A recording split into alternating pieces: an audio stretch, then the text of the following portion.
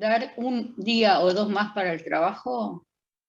No, ¿Uno? no. No, es que no puedo, porque no puedo empezar a cambiar ahora los criterios y además estamos muy pasados de tiempo. Tienen hasta el domingo a las 12 de la noche, no le va a cambiar nada un día más. No lo cambiaste, sabés que sigue apareciendo domingo 00, por lo que sería sábado a las 12 de la noche. A ver, qué raro que yo le cambié eso.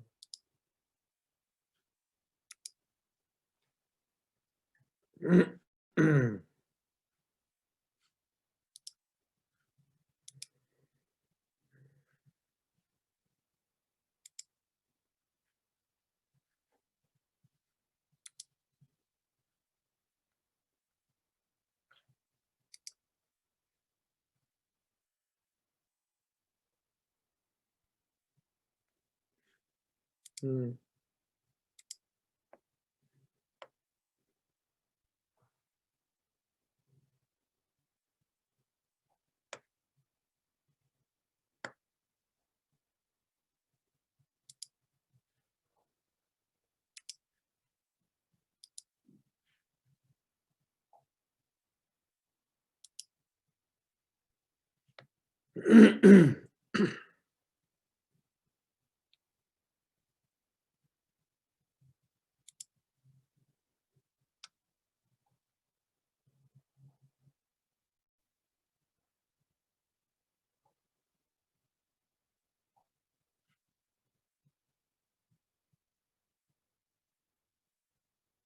Acá me salen dos fechas. Fecha de entrega.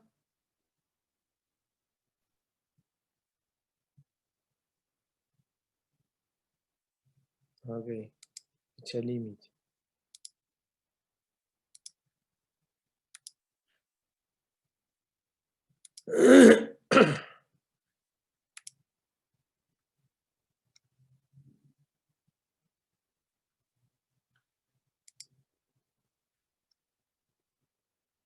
Listo, ahí quedó.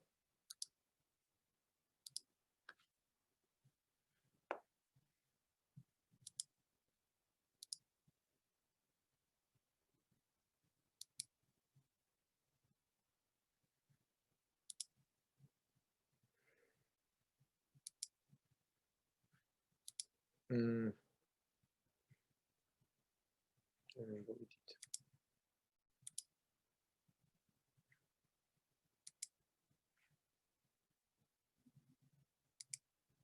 Bueno, ahí quedó el domingo a las 20, el domingo 14 de noviembre, que es dentro de 3 días, a las 23:59. El tema que el curso termina el martes 30, ¿no? Entonces no podemos, si corremos más, ya no sé si vamos a llegar a tener las notas antes del tercer parcial, las notas del segundo, digamos.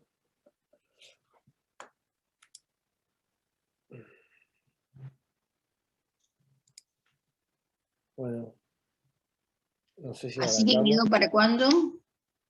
Para el domingo a las 23:59, o sea, tienen Ah, por el sábado y por el domingo. muchas gracias. Por favor.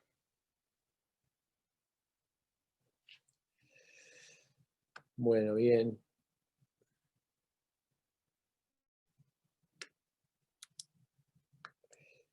Tendríamos que terminar hoy entonces con el tema de la culpabilidad. Para ya en las clases que quedan, que son muy poquitas,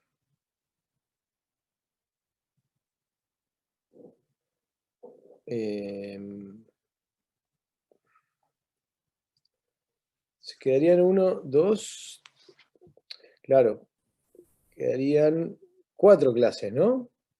Exacto, Antes del último parcial, que es el 30. exacto, ¿Eh? exactamente. Bien. Así que luego de la clase de hoy, en las clases que vienen, vamos a dar temas que son importantes para el curso. Le vamos a tener que dar Perdón, comprimido. dijiste que la última clase, el último parcial es el 30. El 30 ahora no tengo el cronograma acá, pero es el 30 para mí. Porque el último día de clase sería el martes 30, ¿no? Porque en el cronograma decía 25 de noviembre. A ver, si lo haces el 30, genial, pero me decía 25. Sí, profe, Tendría- es verdad, la compañera dice el 25 en el cronograma. ¿Programa? ¿En cuál programa? El El que que dice subieron ustedes, a Eva.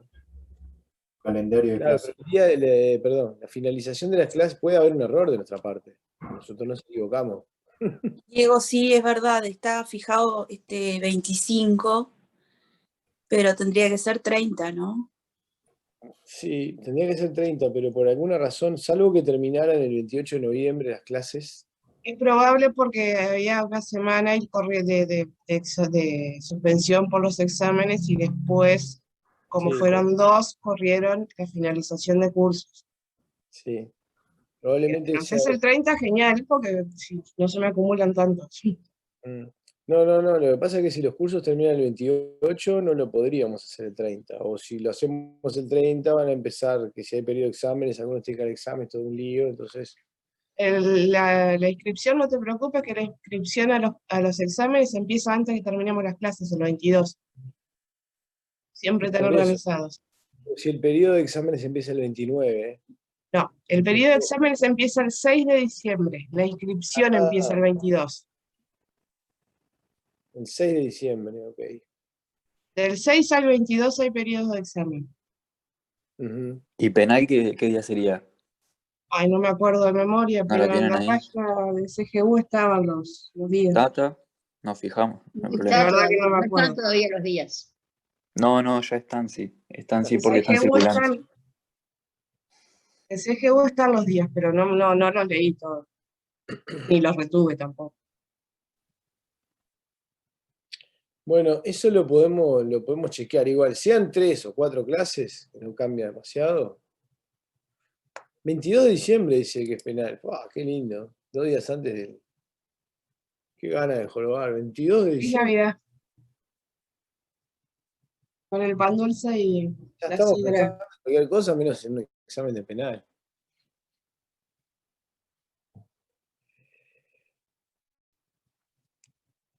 Bueno,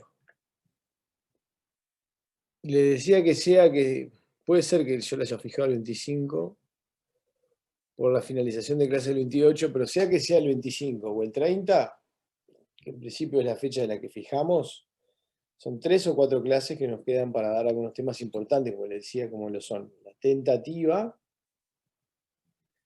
el concurso de delitos, que es un tema que ustedes van a tener que manejar en la práctica, y lo que se llama concurso de delincuentes, o mejor llamado autoría y participación.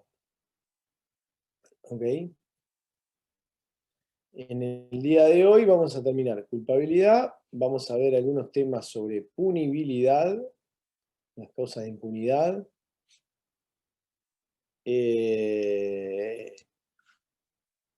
y bueno, y vamos a tener que, yo creo que hemos cubierto en realidad, no sé, más del 90% del programa, si llegamos a esto, en cuanto a los temas dados. Quizás, obviamente que en un curso de estas características se necesitaría mayor cantidad de horas para profundizar un poco y tratar de dar los temas de otra manera, pero la forma como está estructurada el curso y además el hecho de que también,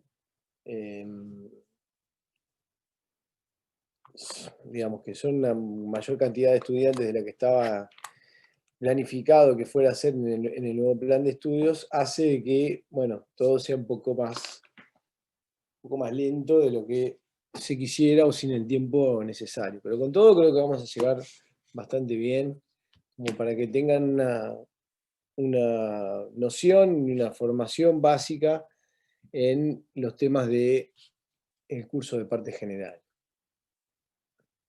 Como veíamos el otro día, la culpabilidad es último elemento, vamos a decir, que puede ser considerado como el tercer elemento o el cuarto elemento del delito, según que tengamos en cuenta que el delito es una acción típica, antijurídica y culpable, que es la formulación clásica, en esos 4 elementos, y llamado ATAC, que les llamamos por las siglas, o sea, en una perspectiva quizás un poco más depurada, considerar que estrictamente los elementos del delito son 3, la tipicidad, la antijuricidad y la culpabilidad. En cualquiera de esos casos, la culpabilidad viene a ser el último componente o el último elemento que tenemos que verificar antes de establecer la noción de delito. Y esto aprovecho ya para decir de que ese otro elemento de la punibilidad, al que vamos a referir después, durante cierto tiempo se discutió en la doctrina si la punibilidad integra o no la noción de delito. Hoy día hay amplio consenso, vamos a decir, en la doctrina, en cuanto a que la punibilidad no es un elemento del delito, por cuanto las causas de impunidad son situaciones que el legislador considera, vamos a decir, o con carácter preceptivo o con carácter facultativo, que no corresponde la aplicación de una pena. Así vamos a ver, por ejemplo, el parentesco en ciertos delitos, o lo que habíamos visto antes, aunque está mal ubicado, de la lesión consensual, o los móviles de piedad también. Hay situaciones en las cuales el legislador establece esto que se llaman causas de impunidad, que lo vamos a ver a continuación. Por ahora, señalar simplemente que esas causas de impunidad que excluyen la punibilidad, o sea, la aplicación de la pena, pero no excluyen que haya existido un delito. Por ejemplo, como vamos a ver, los delitos contra la propiedad entre, por ejemplo, padres e hijos, están contemplados como una causa de impunidad. Quiere decir que si cometo un hurto contra mi padre, contra mi madre, eso es un delito de hurto, si es una acción típica, antijurídica y culpable, pero que no se va a castigar porque hay una razón de política criminal que llevó a decirle al legislador a establecer que en tales casos, en lugar del castigo, corresponde privilegiar, mantener las relaciones familiares. Esa es una razón de política criminal que podrá ser discutible. Siempre las razones de política criminal pueden estar dentro de lo que, digamos, en una sociedad se puede llegar a discutir. Pero bueno, lo cierto es que el legislador dijo, bueno, en estos casos, cuando el hurto se comete, o el delito contra la propiedad, lo importante es que sea sin violencia, se comete entre parientes, vamos a privilegiar mantener las relaciones familiares por encima del interés del castigo. Y eso es una razón de política criminal. Hoy o mañana el legislador puede cambiar esa valoración y decir, no, yo igualmente en estos casos, aunque sea entre padre e hijo, no me interesa, voy a poner por encima el castigo y voy a derogar esta norma. Podría tener otro criterio de política criminal y, digamos, hoy o mañana cambiar esa causa de impunidad y eliminarla del código. ¿A qué voy con esta explicación? A que cuando estamos frente a causas de impunidad referidas a la punibilidad, o es decir, a la aplicación de la pena, tenemos un delito ya consumado. ¿Me explico? No hay ninguna discusión de que el padre le robó al hijo, que cometió una acción típica, antijurídica y culpable, pero hay una norma que excluye la aplicación de la pena por esta razón de política criminal. Entonces, la noción de delito no se ve alterada por la punibilidad. ¿Me explico? La punibilidad es un elemento adicional, por supuesto, muy importante, o en definitiva, el derecho penal es un derecho que si algo que lo caracteriza es la aplicación de una pena, y todo lo que estamos viendo en la teoría del delito son supuestos o requisitos previos para la aplicación de una pena, que los podemos ver también, por supuesto, como límites al poder punitivo del Estado. No se puede establecer una pena por cualquier cosa, sino que tiene que ser por un delito y con todas las garantías que ya sabemos. En el curso de parte general afinamos este tema de los límites con la noción de delito. Entonces, el delito, el concepto de delito como tal, está completo cuando llegamos a este momento que es la culpabilidad.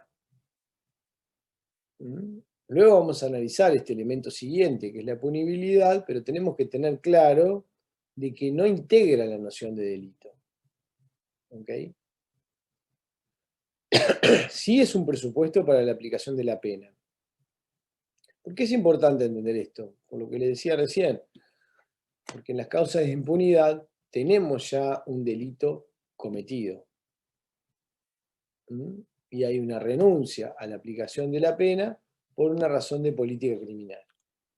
En este caso que les doy recién, por privilegiar las relaciones entre padres e hijos, no las relaciones familiares, por sobre el interés del castigo. ¿Ok? Pero hay otras razones de política criminal en el código que vamos a ir viendo ahora después del corte. ¿Qué es lo que queda decir respecto de la culpabilidad? Ya hemos dicho algunas cosas. Como concepto general, hablamos de la exigibilidad, de juicio de reproche. Es un juicio de reproche de carácter personal, jurídico, no es un reproche moral. Lo que evaluamos en este momento son las características y las circunstancias personales en que esa persona actuó, en el caso en concreto, y diremos que la persona es culpable si podemos afirmar que le era exigible un comportamiento conforme al derecho. Como le era exigible un comportamiento conforme al derecho y actuó contra el derecho, decimos es culpable. En eso consiste el reproche personal de la culpabilidad. Y para eso vamos a tener que analizar estos básicamente dos elementos que ya vimos, que son la conciencia de la antijuridicidad, que es tal como está puesta en todos los manuales. En el código se le llama la posibilidad de apreciar el carácter ilícito del acto, la posibilidad de comprender que esa conducta está prohibida. Capaz que lo de la capacidad de la palabra comprender puede resultar como referida más bien a la imputabilidad. En realidad es la capacidad de, como mejor lo dice el código, de apreciar que estamos frente a una conducta prohibida. Que es lo que el artículo 18 le llama conciencia, y que ya hemos hablado reiteradamente sobre la necesidad de hacer una lectura paralela entre el artículo 18 y el 30, y los dos elementos que están mencionados en el artículo 30 y en el 18. ¿Ok? El segundo es la posibilidad de autodeterminarse, es decir, de determinarse según su verdadera apreciación, dice el artículo 30, que es lo que en el artículo 18 se denomina voluntad. Y acá analizamos en qué medida el individuo tuvo la libertad de actuar de esa manera. Pudo comprender que estaba frente a un delito y además pudo actuar en forma libre, vamos a decir. Pudo determinarse correctamente. En esos casos, vamos a decir, el individuo es culpable.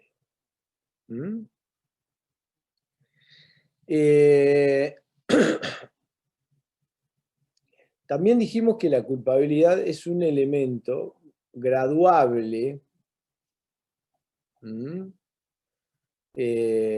el sentido de que una vez que afirmamos que el individuo es culpable, que es, ya les digo, generalmente cuando tenemos una acción típica va a ser antijurídica, excepcionalmente va a estar amparada como una cosa de justificación, Y todavía más, cuando llegamos al final del análisis, son muy pocos los casos en los cuales uno pueda decir, bueno, el individuo con cometió una acción típica antijurídica no es culpable. Por supuesto, tenemos que haber pasado previamente por la etapa de la imputabilidad, ¿no? Cuando hablamos de la culpabilidad, ya estamos frente a un individuo imputable. No tenemos dudas que es una persona mayor de 18 años, en pleno uso de sus facultades, no estuvo afectada en el momento del hecho por ningún factor que alterara su percepción y que pudiera transformar en una persona inimputable, en el sentido de que no se le pudiera imputar la consecuencia de sus actos con carácter general. ¿Okay? Eso ya lo pasamos en la inimputabilidad, que algunos ya lo tratan como un elemento de la culpabilidad, como una capacidad de culpabilidad, pero aún dando ese paso, hay algunos casos, pocos, pero algunos, en los cuales uno pueda decir que el individuo no fue capaz de comprender que la conducta estaba prohibida, o que no actuó en forma libre, tal como veíamos, por ejemplo, en el caso de la coacción. Cuando un individuo actúa coaccionado, no actúa en forma, no actúa con la autodeterminación, vamos a decir, con la voluntad. Esta palabra voluntad del artículo 18 es un poquito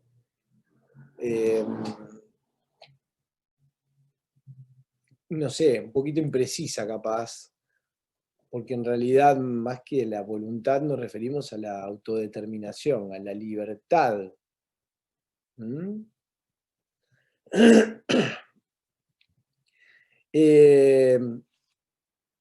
Entonces, quien actúa bajo coacción, como ya les he dicho, no actúa, sabe perfectamente que comete un delito, sabe perfectamente que no está amparado por una causa de justificación, es una persona imputable, no tenemos ninguna de las discusiones anteriores. Lo único que tenemos es que su espacio de libertad fue tan estrecho que estaba bajo una amenaza seria que hacía que esta persona no actuara como consecuencia del obrar suyo, vamos a decir, libremente, sino que actuó bajo coacción, coaccionada por esta circunstancia. En esos casos vamos a decir que el individuo no es culpable por falta de autodeterminación, por falta de, en este sentido, entre comillas, podemos decir, de voluntad. Por eso digo que la palabra voluntad quizás no sea del todo afortunada en el artículo 18. ¿Bien? Para comprender un poquito mejor de qué va con esto de la exigibilidad de un comportamiento a la norma, podemos referir a algunas situaciones que están en el código. A ver si les puedo compartir pantalla. Y que, sin embargo, no están tampoco, vamos a decir, bien ubicadas en el código. Así dijimos también, vean ustedes, en las causas de impunidad, es como un bolsón, donde se juntan distintas situaciones en las que no se aplica la pena. Así como dijimos que este artículo 44, la lesión consensual, en realidad, cuando hay temas de consentimiento, cuando es una lesión consentida, más que una causa de impunidad, de lo que se trata verdaderamente es de una causa de exclusión de la antijuridicidad, una causa de justificación, vamos a decir, por fuera de lo que son las regulaciones legales de la legítima defensa, el estado de necesidad, las causas clásicas de justificación, el consentimiento, cuando lo vimos, recordamos que es una categoría que siempre le ha costado un poco a los códigos, y también a parte de la doctrina ubicar claramente dónde tratamos el problema del consentimiento. ¿Bien? Digamos que hay autores que lo ubican en la tipicidad, pero que mayormente refiere a una cuestión que justifica una conducta. Si yo consiento que me lesionen, por ejemplo, para practicarme una operación quirúrgica, entonces no puedo luego decir que fui víctima de un delito. ¿Bien? La ubicación de la lesión consensual en las causas de impunidad, entonces, en realidad, desde el punto de vista teórico, es errónea, en cuanto en realidad el consentimiento no es que sea una causa de impunidad, sino que permite excluir el delito cuando llegamos al análisis de la antijuridicidad. ¿Por qué digo todo esto? Porque queda consideraciones similares, cabría decir, por ejemplo, respecto de el artículo 43. ¿Alguien que lee el artículo 43? Yo lo leo, profe. Sí. La defensa de sí mismo y de los parientes en el delito de falso testimonio. Quedan exentos de pena los testigos cuando por manifestar la verdad se expusieren o expusieren a su cónyuge o a cualquiera de los parientes indicados en el inciso segundo del artículo 26 a un procedimiento penal, siempre que con su deposición no determinaren contra otra persona juicio criminal o sentencia condenatoria. Bien, y vamos a leer el 42 también. El parentesco del delito de encubrimiento. Quedan exentos de la pena impuesta por el delito de encubrimiento los que los cometan en favor del cónyuge o cualquiera de los parientes indicados en el inciso segundo del artículo 26, siempre que no tuvieran participación en el provecho, el precio o el resultado del delito. Bien. ¿Qué es lo que sucede en estos dos casos? El código regula algunas hipótesis donde, aunque están ubicadas en las causas de impunidad, el fundamento de estas hipótesis lo podemos encontrar o entender mucho mejor como situaciones de inexigibilidad de otra conducta. ¿Le podemos exigir al pariente, al cónyuge, a la madre, por ejemplo, a la madre que declare contra el hijo, poner un ejemplo de manual, o al cónyuge que declare contra el otro cónyuge? ¿Podemos decir que si declara falsamente comete un delito, lo podemos poner en ese plano de exigibilidad o no? Pareciera que no. Pareciera que en esos casos lo que no hay es culpabilidad en este sentido. ¿Por qué? Porque hay una razón de parentesco que hace de que mienta para proteger a este familiar, a un hermano, a un padre, dentro de la lista de los mismos parientes de la legítima defensa, ven ustedes, el artículo 26, inciso 2. Y esto aplica tanto para el delito de encubrimiento como para el delito de falso testimonio. Piensen ustedes, por ejemplo, en el caso de encubrimiento, no sé, viene un hermano tocando la puerta de la casa diciendo, cometí un delito. Si no me dejás esconderme acá, la policía me está persiguiendo y me va a encontrar, no puedo ir a mi casa. Y uno, ¿qué va a hacer? Frente a un hermano, una hermana, un pariente de estos que están en el círculo de los previstos en el artículo 26, inciso 2. Si le da cobijo y trata de que esta persona se escape de la justicia, de la acción de la justicia, comete un delito de encubrimiento, o escondeme esta arma que acabo de cometer una rapiña, me están persiguiendo. Por supuesto, con algunos límites, ¿no? El artículo 42 habla de siempre que no tuvieran participación en el provecho, el precio o el resultado del delito, y en el 43, siempre y cuando con esa declaración falsa no determinen una condena contra otra persona. O sea, de que declaren falsamente, no ya para vamos a decir, cubrir la responsabilidad de este pariente, sino que ya señalen a otra persona y determinen contra esa persona un procedimiento penal o una condena. ¿A qué voy con todo esto? A que también acá en estos artículos los podemos entender mejor si los miramos desde la inexigibilidad de otra conducta, si los miramos desde la culpabilidad. O sea, en estos casos, digamos que más que causa de impunidad, son, o podemos decir, son causa de impunidad cuyo fundamento está basado en una situación de inexigibilidad de un comportamiento alternativo, porque hay un lazo de parentesco que hace de que, bueno, yo no sé si decir naturalmente, pero no se le puede exigir a un pariente que declare en contra de, en un proceso penal. O que no se le puede exigir que no haga lo posible para evitar que un hijo, que un padre, que un hermano vaya preso. Esas son hipótesis de inexigibilidad de otra conducta. Luego, acá también hay otras situaciones, que a veces la doctrina las trata, que las podemos referir también acá en las circunstancias atenuantes, en el artículo 46. Vamos a leer esta que les marqué ahí, la número 11.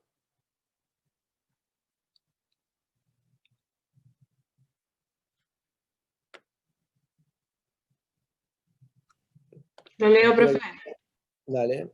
La provocación. El haber obrado bajo el impulso de la cólera producido por un hecho injusto o el haber cometido el delito en estado de intensa emoción determinada por una gran desventura. Estos estados que podemos llamarles pasionales, el impulso de la cólera, el estado de intensa emoción, hay también situaciones en las cuales se habla de un miedo insuperable, situaciones que hacen que el umbral de exigibilidad y de libertad también esté disminuido. ¿Qué es lo que sucede? Son circunstancias atenuantes. Perfecto, atenúan el delito. Estamos frente a un individuo culpable, pero donde le hace jugar una situación que tiene que ver con la exigibilidad menor también de su conducta, determinada por este estado emocional intenso o por este impulso, como dice el código de la cólera, producido por un hecho injusto. No sé, va a haber algunas situaciones trágicas ahí, ¿no? Del estilo tipo de venganza privada, ¿no? Mataron a mi hijo y salí con un arma a matar al que mató a mi hijo. Eso no podemos decir que pueda estar justificado, pero sí pueda estar atenuado porque en la medida de que exista obviamente una inmediatez, ¿no? Y que realmente la conducta no haya sido algo planificado que sucedió meses después, sino que una reacción impulsiva del momento, de que hace que el umbral de exigibilidad en el que una persona actuó pueda estar severamente disminuido. Por lo tanto, hay situaciones que están reguladas como esta acá, en las cuales este elemento de la exigibilidad va a jugar para bajar la pena, o podría eventualmente jugar también para subirla cuando el grado de exigibilidad es muy alto. ¿A qué voy con todo esto? De que aunque cuando afirmemos que una persona es culpable, lo que yo le decía creo que al final de la clase pasada, es que la culpabilidad nos tiene que dar un criterio para individualizar la pena. Nos tiene que dar criterios para saber, en función de la exigibilidad de un comportamiento conforme al derecho, en esa particular situación en la cual el individuo actuó, si la pena tiene que ser más cercana al mínimo, más cercana al máximo. Si, por ejemplo, como en este último caso veíamos, el individuo actuó bajo un estado de intensa emoción, entonces la pena va a estar seguramente disminuida por un umbral bajo de exigibilidad de un comportamiento conforme al derecho. Por eso digo que este criterio de la exigibilidad nos va a dar un parámetro para determinar la pena. También hay algunas hipótesis, por ejemplo, de legítima defensa o de estado de necesidad, algunos ejemplos de manual sobre lo que se llama el estado de necesidad exculpante, en los cuales el nivel de exigibilidad es muy bajo o inexistente directamente. Bueno, en el caso ese del náufrago, que ustedes me dirán, es un caso un poco de manual, pero que se dan a veces, la exigibilidad de un comportamiento conforme al derecho en esos casos, generalmente la doctrina señala que son nulos, ¿no? Hay otros casos de inexigibilidad que estaba recordando ahora, algunos que estuve repasando el otro día, que son un poco de manual, pero que son un poco capaz que de película, pero que les permiten de repente visualizar también de qué se trata esto de la inexigibilidad de un comportamiento conforme al derecho, ¿no? Ejemplo, las fuerzas, vamos a decir, existe un avión del cual se tiene noticia de que un terrorista está a bordo de ese avión y que va a hacer estallar ese avión y va a hacerlo caer sobre, digamos, como sucedió con las Torres Gemelas. Y las autoridades deciden derribar ese avión, matando a las personas que están en ese avión, para evitar ese otro mal mayor, que sería que el avión caiga, se escrache contra una torre y mate a 1000 personas, 500, 100 personas.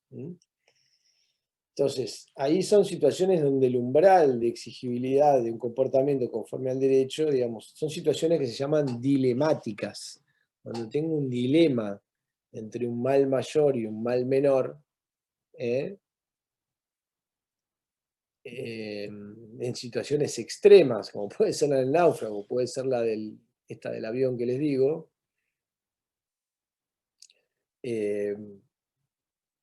puedo llegar a, digamos, a cometer un delito, como es disparar, derribar un avión y matar un montón de personas, para evitar un mal mayor, como en el sentido de lo que hablamos en el estado de necesidad.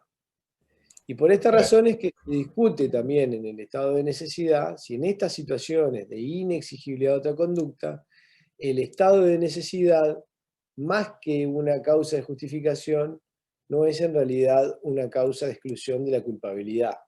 Y de hecho hay algunos ordenamientos jurídicos, como el Código Penal alemán, por ejemplo, que contienen la distinción entre el estado de necesidad justificante y lo que se llama el estado de necesidad exculpante.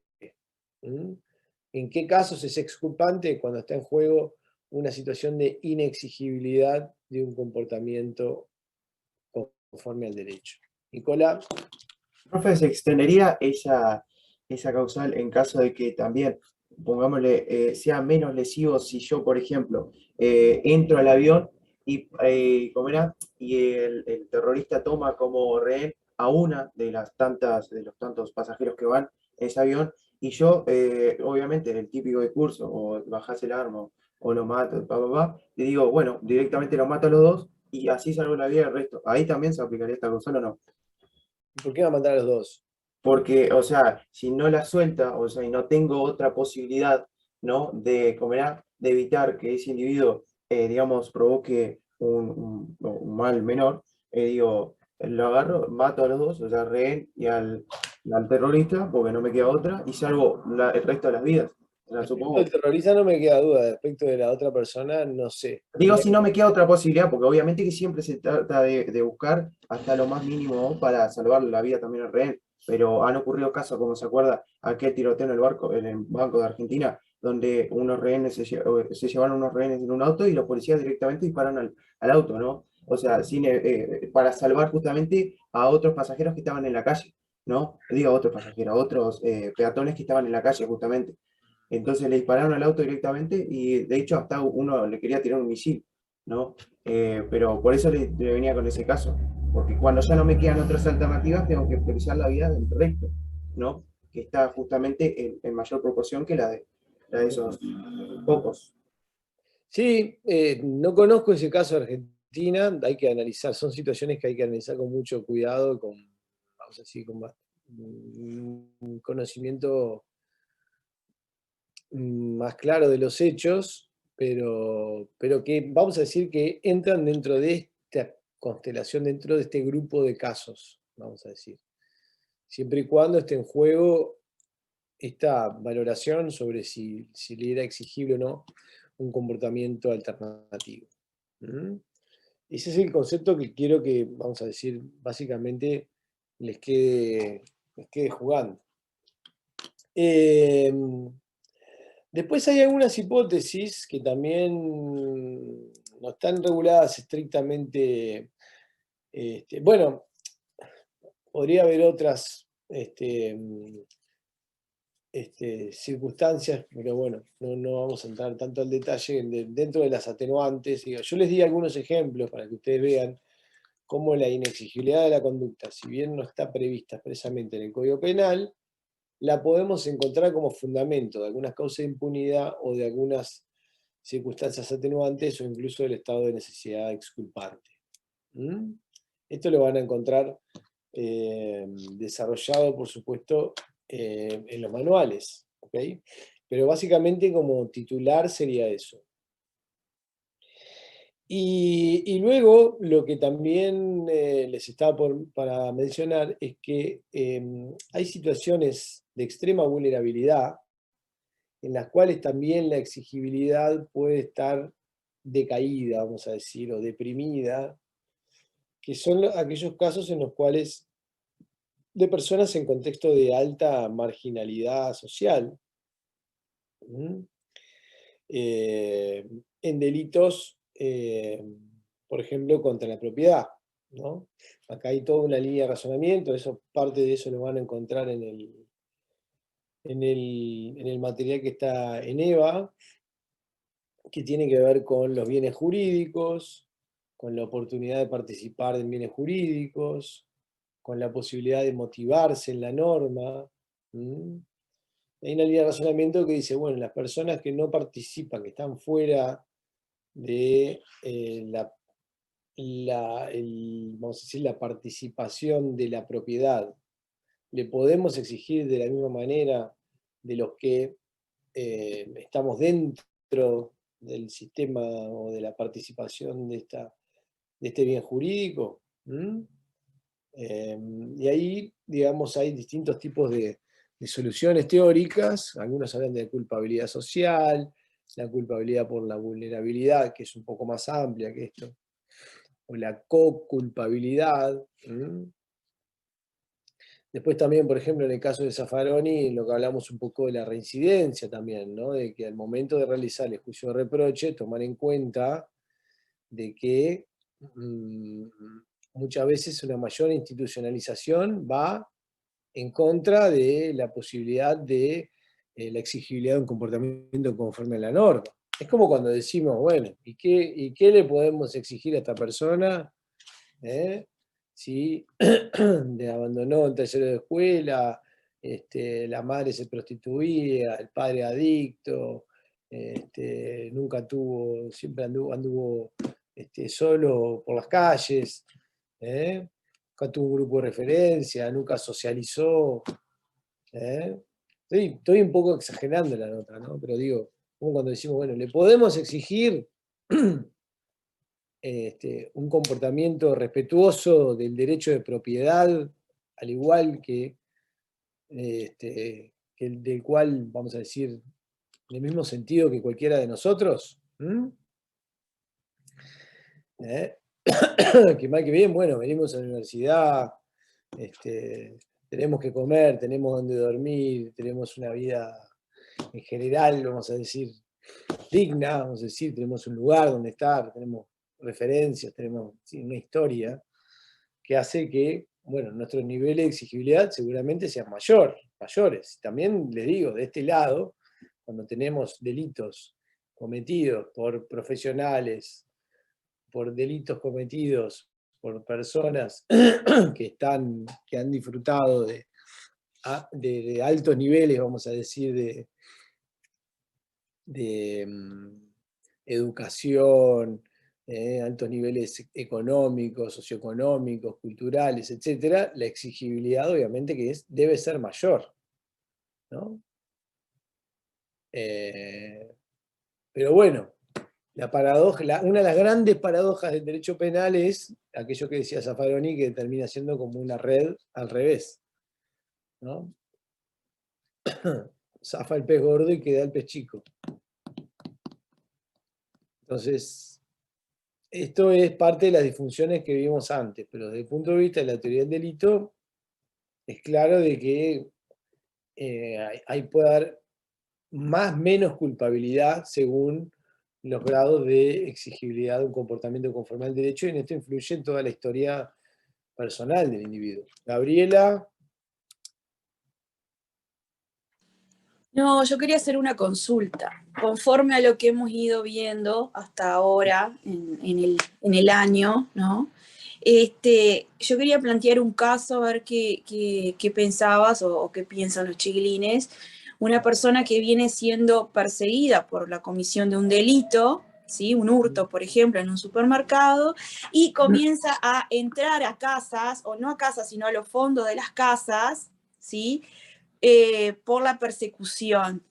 Se le puede atribuir ahí el delito por haber entrado a esas casas, a los fondos de las casas corriendo, o no. O sea, pero estoy hablándolo, ¿eh? ¿Violación de domicilio? Y sí, pero yo quiero saber qué piensan, a ver, que lo analicen por qué motivo no. Dale, está bien. Con lo que hemos dado. Guzmán. A mí lo primero que me salió es que si es un ladrón, digamos, no, porque la fundamentación de, digamos, corromper una propiedad ajena está fundado por un hecho ilícito. Ahora, si es un policía que tiene que entrar, no pasa nada porque si está corriendo a un ladrón, digamos, el fundamento por el cual interrumpe la propiedad ajena es otro. A ver, no me quedó claro. No me quedó claro si sí o si lo castigás o no porque es un ladrón. Vos decís que Sí. el ladrón comete el delito porque es un ladrón. Si es un ladrón que salió del súper y está corriendo por casas ajenas, digamos, por ahí, obviamente yo lo castigaría, sí. O sea que si tiene que escapar por la calle, por la vía pública. Ah, por la vía pública, No digo, según tu posición, comete un delito de violencia de violación de domicilio. y digamos, aunque pasa corriendo, para mí sí. Fue por poquito tiempo quizá, no se llevó nada, pero al pasar por una propiedad ajena, a mí sí. O sea que ojo cuando vayan a buscar la pelota al jardín del vecino, porque... A mí me salían corriendo, por Ah, eso te te salían digo. preso. Pero nunca se te ocurrió de que te puedan llevar preso por eso, ¿no? Por eso yo quería No, que nunca se... analizaran a ver si hay dolo, si hay alguna causa de Claro. explotación, cómo es la conducta de ese individuo, si se le puede atribuir ese delito. Justo me acordé de ese delito y me pareció bueno traerlo porque pasa muy seguido eso, que cometen un delito y después van correteando y van metiéndose por los fondos de las casas. Y bueno, por eso en base, no quiero que analicen el delito, sino que en base a, porque ellos no lo han dado, pero sí los Claro. elementos. Felipe. Buen día. No, yo quería decir que en realidad no podría reprochársele ese delito, porque en esa situación no es esperable otro comportamiento de la persona. Sería una anomalía que esa persona consintiera el arresto y se quedara ahí esperando. O sea que lo más lógico o lo más coherente y esperable es que esa persona naturalmente salga corriendo y no tenga ninguna previsión. Es decir, no se cuide de entrar o no a una casa o de escapar por donde fuera. Y también me baso en algo que dijo Haller en una nota para El País o El Observador, no me acuerdo, que él hablaba igual en otro contexto, era sobre la resistencia al arresto. Entonces, en realidad, digo, es parte de la naturaleza del hombre resistirse cuando lo van a arrestar. No tiene por qué haber una colaboración. Bueno, eso tiene que ver con la tipificación de la resistencia al arresto, que también... Miriam. Buen día. Sí, sí, una de las cosas me acordé justo lo que mencionaba Federico de la entrevista esa que habló Haller con respecto a a las reacciones normales, digamos, de todos, ¿no? O sea, a uno le parece como de una simpleza. Cuando un docente dice cosas tan simples me encanta porque digo, en definitiva es así, es la reacción natural que tiene un ser humano si escapa, sabe que está haciendo algo mal, eso lo hacen hasta los niños. A mí me pasó hace poco, digo, pero para no hacerlo personal, acá en casa, digo, una corredera, yo vivo acá, cerca del Nuevo Centro, digo, y a las 4 de la mañana uno anduvo corriendo por los techos. Pero yo no sé si la doctora implicaba el tema de que en esa corrida, a su vez, también se llevaba o sustraía algún elemento de alguna casa. No sé si lo había complicado un poquito más porque pasó. O sea, que el ladrón, aparte de estar corriendo y evadiéndose de la persecución, aprovechó y en la escapada se llevó algo más, digamos, de lo que había sustraído en el lugar inicial, por decirlo de alguna manera, ¿no? Entonces ya estamos hablando para mí como una especie de dolo eventual, ¿no? Digo, estamos hablando de que en realidad no lo había preveído para mí, o sea, no lo había previsto, perdón, no lo había previsto el otro hurto, pero en realidad fue a la carrera y como que pasó también. No sé si es correcto, digo, porque lo voy a haciendo así, profe, pero me parece que... No, el doble eventual ahí. Me sigue No, yo decía, digo, a ver, como algo no previsto, digo, como una situación que en realidad no lo previó, pero bueno, y pasaba, por ejemplo, porque todos nos despertamos a esa hora y empezamos a mirar cómo, cómo subía y bajaba de los techos, y yo incluso decía, ni siquiera se preocupa si se cae, si se mata. Sobre la base esa, de lo que decís, está escapando de la policía, primero. Sí. Salvo que digamos que la persona que comete un delito tiene que cometer el delito e inmediatamente ir e entregarse a la policía. No. La persona que comete un delito quiere escapar de la policía. Nadie comete un delito para ser atrapado. Vamos a empezar por ahí. ¿Ok? Bien, sale corriendo, se mete a la casa del vecino. Ve una bicicleta con la cual puede correr más rápidamente. Toma la bicicleta y se va en la bicicleta. ¿Comete un delito de hurto de la bicicleta? No, pero en este caso no fue una bicicleta para escaparse. Sacó otra cosa que no tenía nada que ver para escaparse, porque en este caso de la bicicleta todavía se ve hasta más coherente, porque es parte de la huida, digamos, es para aprovechar para huir. Pero en este caso se llevó otra cosa, que no tenía... una camisa que le gustó, que estaba... Sí, ahí está. Aprovechó y se llevó, no me acuerdo si termo, una cosa, uno de estos Stanley se lo llevó a la carrera. Le gustó y se lo llevó. ¿Tá? Digo, en ese caso no era para huir. En ese caso aprovechó y se llevó otra cosa. Bien. Si se llevó un termo que estaba pues, ahí que le gustó, me parece que hay una insignificancia tan grande que no da para nada eso, ¿no? Por el principio de lesividad lo sacamos para afuera. Sí, está bueno, pero... No existe el principio de lesividad. No, digo, por el termo lo van a meter para adentro igual, así que... Claro. Sí. No sé, yo qué sé. Si querés ponerle más valor a lo que se va a llevar, pero igual... Una olla, Gabriela, una olla. Depende sí, un colador. Pero, a ver, el tema fundamental acá era que no era justamente algo para su ida, no estaba utilizando el otro hurto, digamos, para irse, que sería lo más lógico. Yo qué sé, no sé.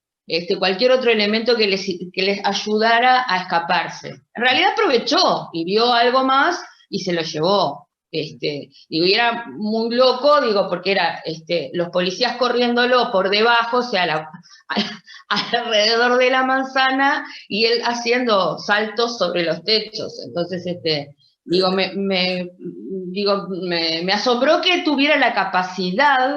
Y un poco lo que yo decía con respecto a lo que menciona Zaffaroni de elegir, de seleccionar, de ir seleccionando cosas, me asombró la capacidad de que en la huida él pensara aprovechar eso para hurtar otra cosa. Eso me pareció como muy loco, ¿no? Fue eso nada más. Pero acá tenemos 3 circunstancias diferentes planteadas. Una es la que yo planteé, que simplemente va corriendo, huyendo de la policía después de haber cometido un ilícito. El 2 sería que en la huida, mientras entra en una de las casas, encuentra una bicicleta, como dice Diego, y sale huyendo en la bicicleta, pero no con la intención de hurtar la bicicleta, sino de continuar la huida. Y la tercera sería esa como la que dice recién la compañera, de que se va llevando cosas que no son necesarias para su... Y pongámosle que tienen valor las cosas que justo encuentra. Entonces la idea es que a mí lo que me interesaría era, no quiero diluir mucho la clase, pero era que analizaran los elementos que hasta el día de hoy hemos ido dando, si sería una conducta típica, antijurídica, si se le puede atribuir culpabilidad o no, esas cosas era lo que quería. No sé, Dios, si captaste vos eso. Sí, claro. Y ahí me parece que da como para analizar, por ejemplo, algunas situaciones, por ejemplo, desde el punto de vista del dolo, ¿no? Hubo una intención, hubo de cometer el delito de violación de domicilio, o analizarlo desde el punto de vista de la culpabilidad. ¿Era exigible al individuo otra cosa que no fuera pasar por la casa del vecino para escapar de la policía? Hay algo que sucede a veces con estos ejemplos de que intuitivamente nos choca, vamos a decir, ir colgándole al individuo un montón de delitos en el camino mientras va en la huida, ¿no? Pero cada caso es distinto. Yo entiendo que la violación de domicilio en un contexto de huida, no veo el dolo, no veo tampoco aún, digamos, no veo el individuo representándose, voy a ingresar a este domicilio porque quiero lesionar un bien jurídico que es el domicilio, la propiedad o el domicilio de una persona, en el sentido del delito de violación de domicilio, que es un delito de porquería también, ¿no? Es un delito medio, vamos a decir, no está bien, digamos, de que uno tiene que tener una protección de su propiedad y todo lo demás, pero es un delito que no puede ser aplicado de modo objetivo, vamos a decir, y que es un delito un poco de mera desobediencia. Volver al ejemplo de la pelota, entrar al jardín del vecino, buscar la pelota, ¿es violación de domicilio? Bueno, si nos ponemos desde el punto de vista objetivo, infraccional, uno dice, sí, se cumplió el tipo objetivo, pero ¿hay dolo de violar el domicilio o hay una idea que es voy a buscar la pelota y me voy? El ladrón, cuando huye, ¿quiere realmente violar el domicilio o quiere huir de la policía y pasa transitoriamente por ese domicilio para seguir con la escapada? Me parece que sería una exageración imputarle ese delito porque ya directamente no hay dolo. Pero bueno, alguno podría En el caso que se van robando cosas en el camino, que pensás, digo, la idea era que analizaron los chiquilines, pero bueno, se va robando cosas que sí son de valor, ponés cosas de valor afuera de tu casa. Iba pasando por el fondo y se encontró con una bolsa llena de joyas, escondidas atrás de unos matorrales. Profe. Y casualmente el dueño de la casa había robado, y como el que le roba a un ladrón tiene señal de perdón, no lo exoneramos. Profe, yo tenía una duda, y es que si nos ponemos a decir, bueno, en la huida está escapando, pero ya está cometiendo un ilícito, o sea, todo lo siguiente a esa conducta está mal. Porque si uno se pone a pensar, estoy huyendo, le pego al policía, estoy huyendo, agarro un rehén, estoy huyendo, es todo parte de la huida.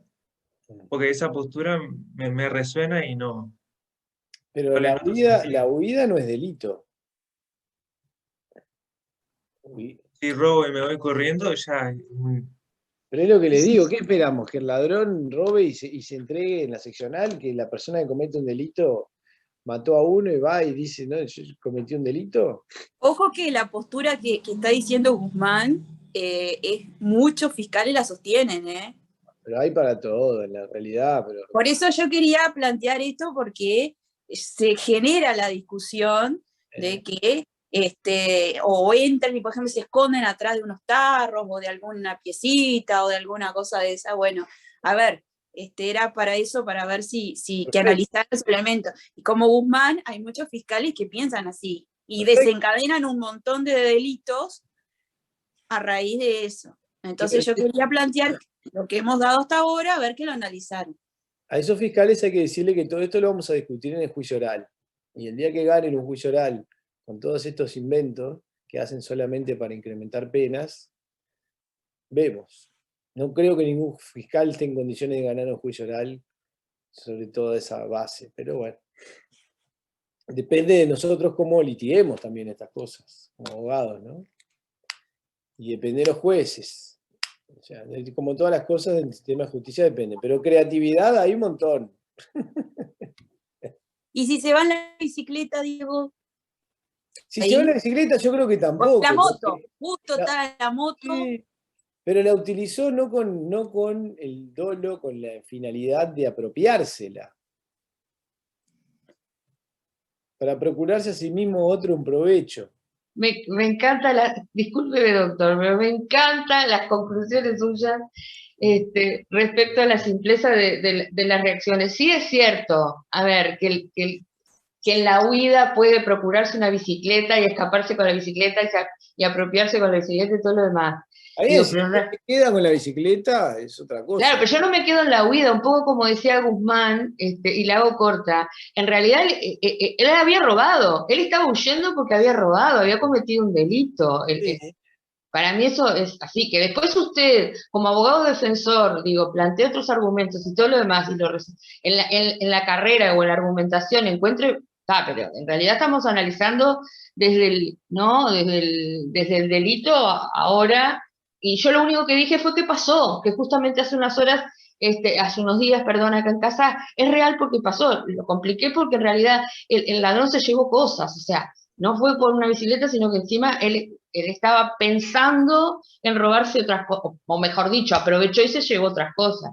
Por eso fue real. Ahí podría ser distinto. Ahí aprovechó la situación, obviamente. Claro. Ahí se aprovechó de la situación. Claro, ahí sí él es imputable, el delito. Para mí sí se le puede imputar los delitos de hurto en la huida, pero no el de penetración domiciliaria, ¿no? Pero muchas de las cosas tenemos que analizar, yo lo que quería era que analizáramos, claro, ellos todavía no han analizado la figura. La cantidad de delitos que comete James Bond, por ejemplo, en las películas, ¿no? Miles de delitos, roba una bicicleta, se va, atraviesa el campo, encuentra una moto, salta, agarra una cosa, o sea, a mí me parece que todo eso está dentro de la huida, yo qué sé, no me resulta raro, difícil ver en eso, porque lo que tenemos que analizar, más allá del abogado defensor o no abogado defensor, es si consideramos que eso es un hurto de una bicicleta.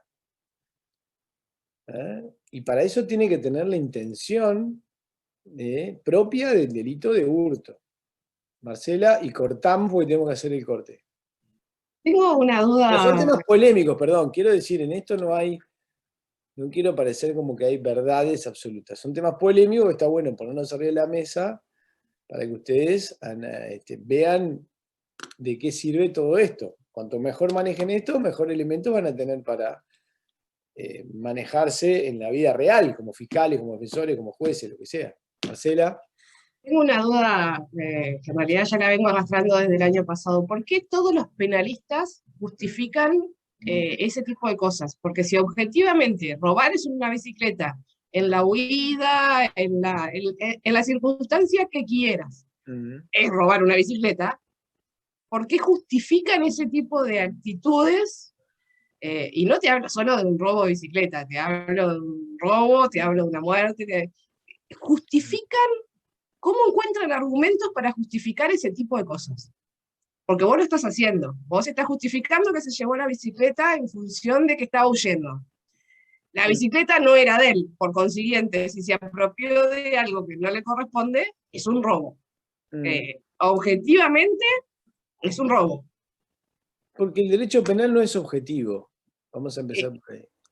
No es objetivo. Sí, es lo que encuentro, pero ya te digo, ya desde el año pasado vengo con esto, ¿por qué justifican determinadas cosas que objetivamente no correspondería justificar? Porque objetivamente no hay responsabilidad penal, vuelvo a lo mismo, no hay responsabilidad penal objetiva, porque la idea del derecho penal es de un derecho penal que se ejerza o que se aplique de un modo racional, porque si vos me decís una persona que viene huyendo y agarra una bicicleta para mejorar su posición de huida, si comete un delito, yo te digo, intuitivamente me parece absurdo pensar que además del delito anterior, cargarle con la bicicleta a una persona que está huyendo. Es lo mismo esa situación. El derecho penal es muy personal, es muy concreto con las situaciones de hecho. Es lo mismo esa situación que el que viene caminando, ve una bicicleta que le gustó y se la llevó. Eso sí es un hurto. Vengo caminando, no tengo nada que hacer, domingo de mañana, mirá qué linda esa Trek que está ahí, 21 cambios, no sé qué, no sé cuánto, y me la llevo. Ahora, hay hipótesis que la legislación también prevé, por ejemplo, el hurto de uso tiene un régimen especial en el código. Entonces, claro, pero vos, por ejemplo, a mí me quedó cuando justificaste, entre comillas, lo del dolo eventual o no en el accidente este que ahora nos pusiste en el parcial. Yo no justifiqué, ese es un caso que es muy polémico. Estos son todos casos polémicos. Claro, pero vos justificás, vos estabas en desacuerdo que le imputaran el dolo eventual. Yo leí la sentencia para todos lados y hay cosas que las encuentro que sí, que está bien, que puede ser que tu posición sea válida, pero cuando leo las argumentaciones del juez de por qué imputó dolo eventual, y otra, está bien, tiene razón el juez. Cuando leo la parte de, una de las partes, si en realidad el tipo quiso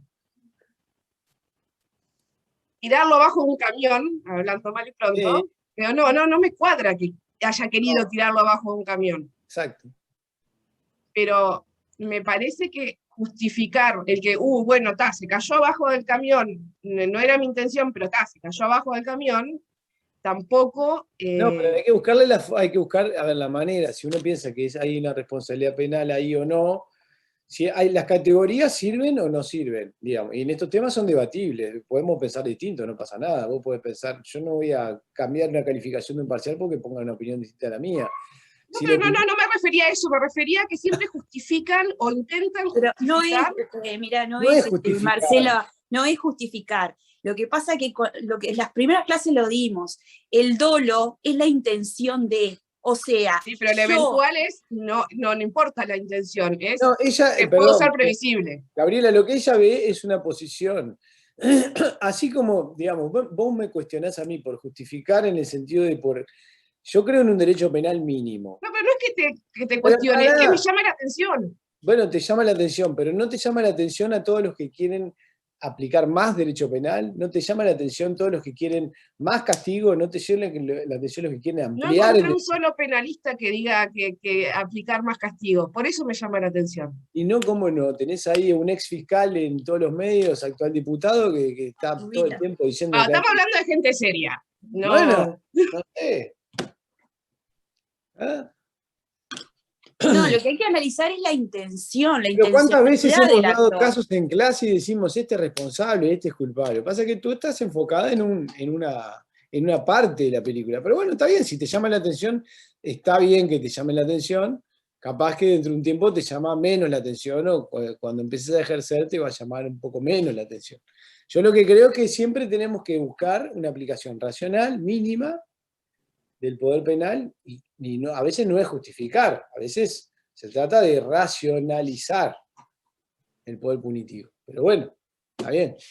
Puede que todos los penalistas tengamos en común eso. Puede haber algo de formación profesional, puede haberlo. Pero y eso es algo que iba a comentar yo. Perdón que te corte, Diego. Sí. Que quizás va por ahí, digo, tampoco no nos podemos olvidar que la mayoría de los profesores de penal, es cierto, es un dato de la realidad, son defensores, ya sea público o privado, pero son defensores.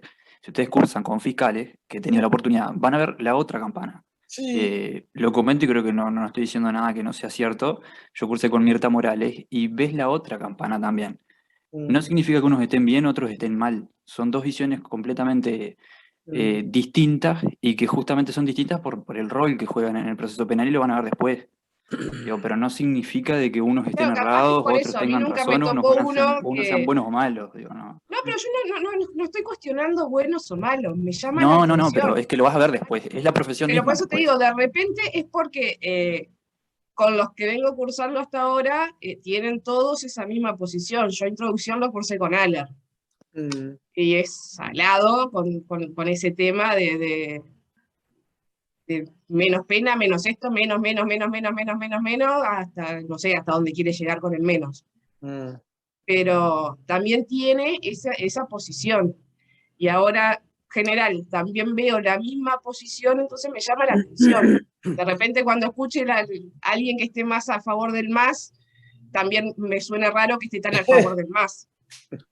Pero yo el Y planteo bueno, que hay hice que nada probar más, todo, hay que probar todo. Te queda un fiscal y víctimas ahora como para ver todo. sí, lo que yo quería plantear era que lo analizaran desde el punto de vista del dolo y de la culpabilidad. O sea, porque no se olviden que el dolo tiene que ser con intención de, era simplemente eso, con la intención de entrar en la casa y quedarse ahí o transitoriamente cruzar, por ejemplo, ¿no? Y no era con la intención que quiero entrar, sino que mi intención, ¿cuál es? Huir. Eso era lo que yo quería Sí. más o menos que Bien. analizaran, nada más. Y hay No otra queda cosa que de repente puede ir un poco en la respuesta de la compañía y que la compañera, a mí un poco me pasó también algo similar a lo que vos me decís en las primeras clases de penal, los primeros años de penal, pero con el tiempo, capaz que de repente después uno en la práctica advierte de que realmente el derecho penal en sí es una herramienta muy peligrosa cuando se ejerce en forma arbitraria. Y todo lo que tratamos de hacer siempre los penalistas es darle mayor racionalidad para evitar de tirar delitos por tirar. Ah, esto objetivamente es así, esto. Y realmente los sistemas de responsabilidad penal modernos, a partir de, vamos a decir, no sé, de hace 150 o 200 años, luchan permanentemente por que la atribución de la responsabilidad penal sea algo controlado, sea algo no objetivo, sino que sea algo realmente un sistema racional de responsabilidad por el hecho cometido. Entonces ahí hay que depurar mucho y hay que tener mucho cuidado porque se trata de aplicar una pena. Siempre tenemos que ver que al final del camino de todas nuestras interpretaciones está la pena, la cárcel, eventualmente la cárcel. Entonces, para llegar a eso hay que cumplir con una serie de exigencias. Básicamente, capaz que por ahí. Entonces, ser exigente en eso no está mal, ¿no? Bueno, son 9:15, no hicimos el corte, se nos fue un poco la hora, pero vamos a hacer 5 minutos y terminamos, ¿les parece? Si descansamos un poquito.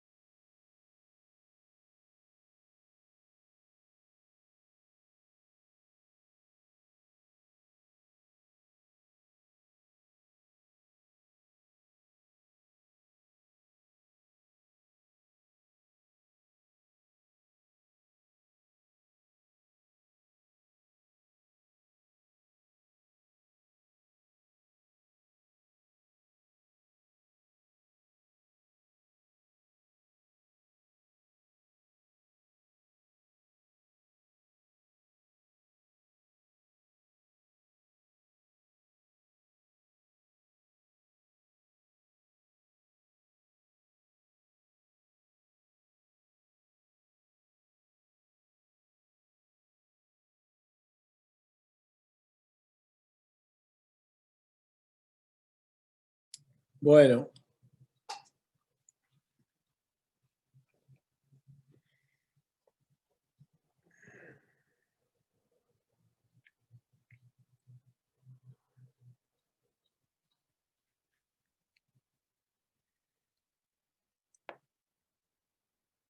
Vamos a seguir unos minutitos más.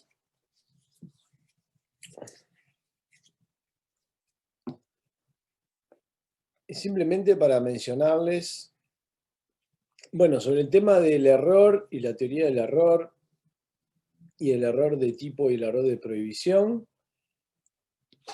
en realidad es algo que ya hemos mencionado en cuanto a, simplemente les recuerdo algunos titulares para terminar rapidísimamente con esto, de que los errores de prohibición son problemas de culpabilidad que se analizan, son errores que recaen sobre una valoración jurídica, sobre la conciencia de la antijuridicidad, es decir, o la posibilidad de apreciar el carácter ilícito del acto.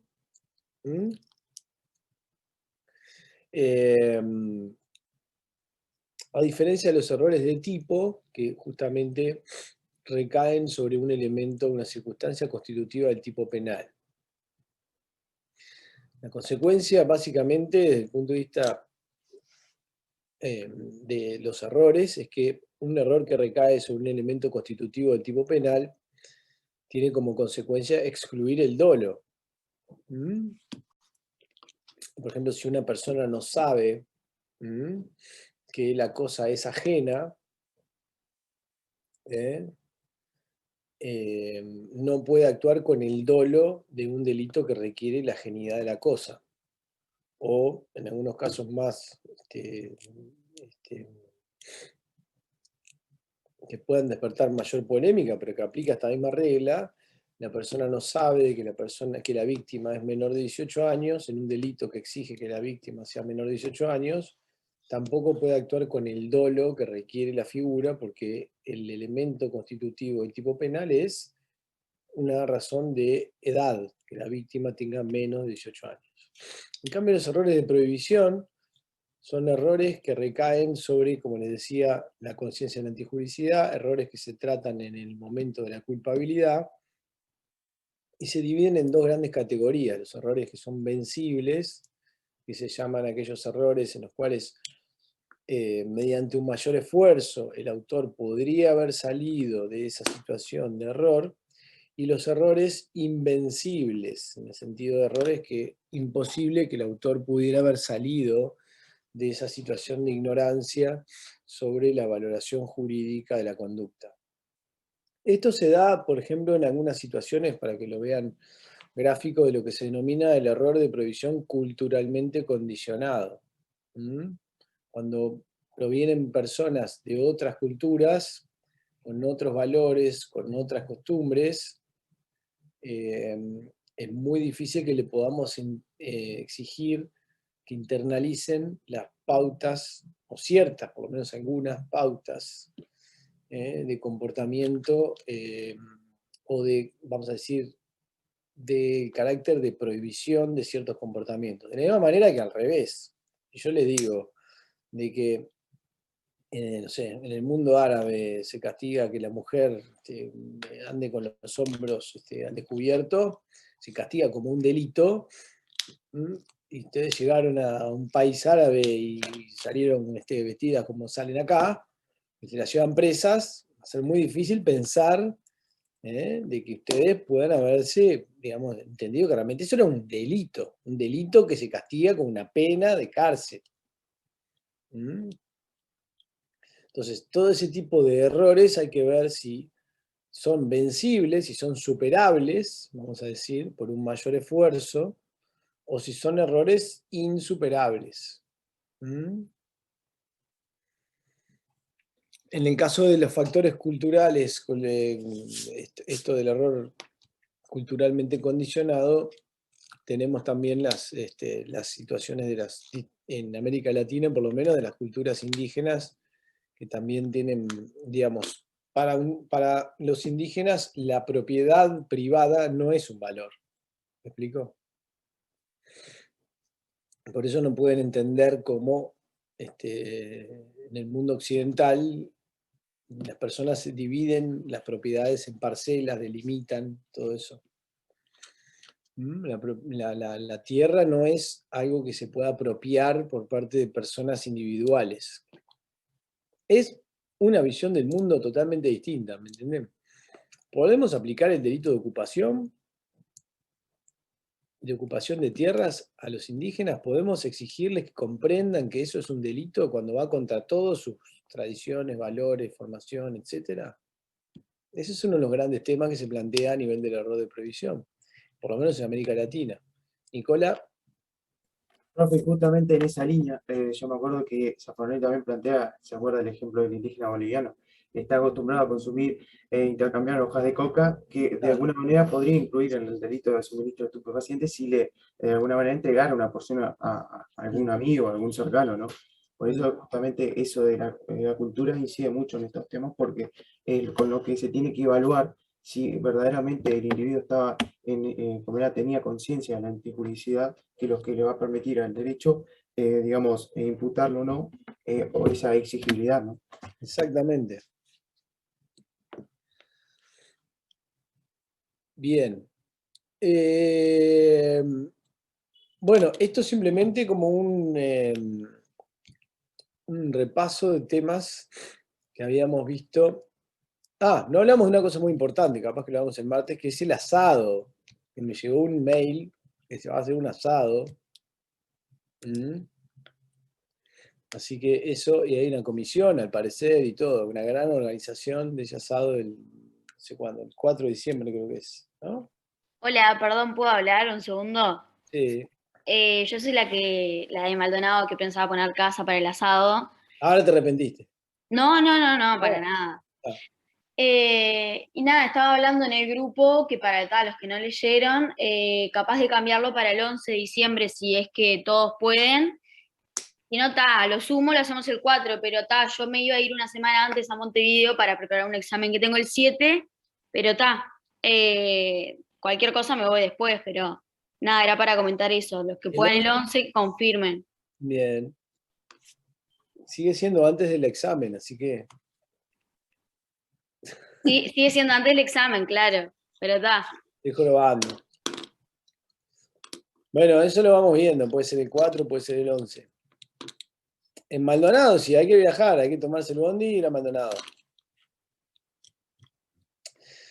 Bueno, chicos, chicas, causa de impunidad en 2 minutos, no. 2 bondi, bueno, ¿y qué pasa? 2 bondi, vivimos en un país chiquitito. En Argentina hay gente que hace 150, 200 kilómetros todos los días de ida y de vuelta para ir a trabajar.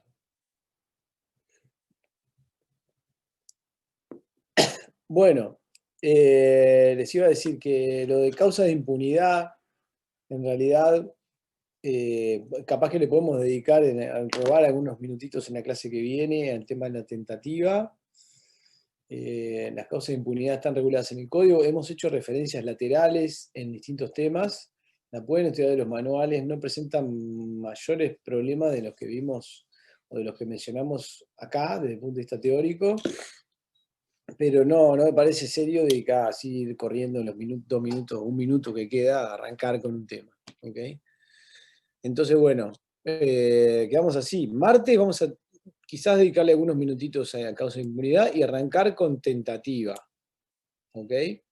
Y jueves ya vamos a dar concurso de delitos. Todo este tema de la reiteración real, concurso fuera de la reiteración, delito continuado. Son temas importantes para la práctica.